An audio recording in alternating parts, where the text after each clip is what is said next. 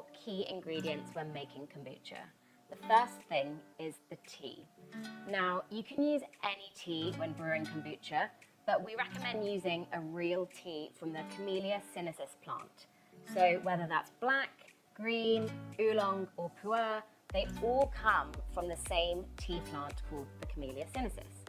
Now, these tea leaves have all the right nutrients in it, like nitrogen, to make our kombucha and give that to the SCOBY.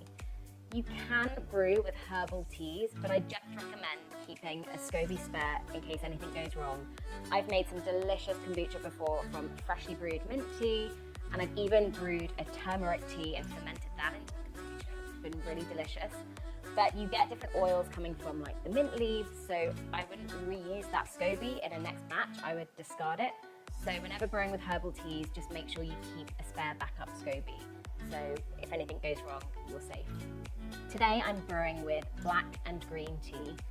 This is my favorite combination to brew kombucha.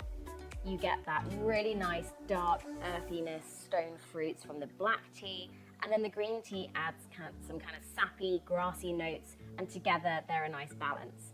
If you want to just use black tea, your kombucha will be a bit darker, a bit richer. If you want to just use green tea, it will be lighter, fragrant. So depending on the kombucha you want to achieve, you can choose your tea accordingly. Some other really nice teas to make kombucha with is white tea. I love a white tea kombucha, so experiment at home, see whatever you've got in your cupboard and just play around with it. The second thing when brewing kombucha is going to be our sugar. So here we're just using a white cane sugar. Actually, the worse the sugar, the better it is for your kombucha, which sounds a bit ridiculous, but just trust me on this. I've got here, just for comparison, some brown sugar, and you can see even from the colour that there's more minerals and nutrients in the brown sugar. That's great for us, but it's not great for the SCOBY.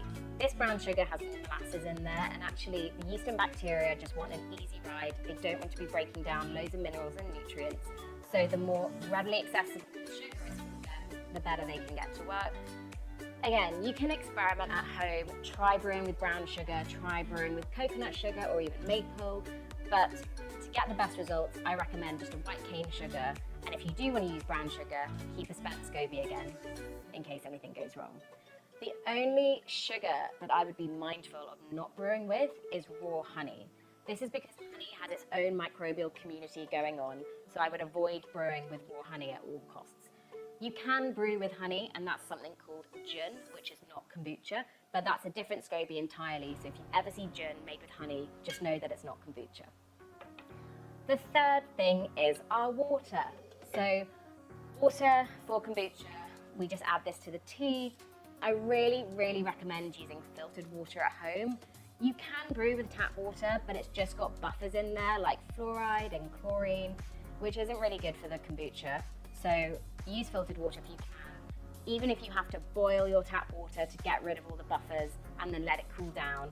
But I really recommend using filtered water when brewing kombucha at home. The third, or fourth, I should say, and most important, is the SCOBY. So I'm going to show you the SCOBY. It is, well, it comes in two forms. You've got your liquid SCOBY here, and you've got your physical gelatinous pellicle SCOBY. Now, the SCOBY is basically a host of yeast and bacteria, and it will continuously multiply and fit the container that it's in. So this is just from my kitchen at home, and you can see I put on a brew about 2 weeks ago, and the SCOBY has formed a new layer. So I can gently rip this apart, and what I can do is then keep this as a spare and also keep one in my jar. If you can always keep a spare SCOBY at home, that's definitely preferable. And because they always multiply, you will have SCOBYs coming out of your ears if you're brewing a lot of kombucha. So always keep a few spare. In kombucha terminology, you could say this is a SCOBY hotel, which is just a separate jar where you keep all your SCOBYs in, and whenever they need to check in, you just pull them out of the hotel and pop them in your home brew and box your uncle. So those are the 4 ingredients that we're going to start brewing our kombucha with. Let's get going.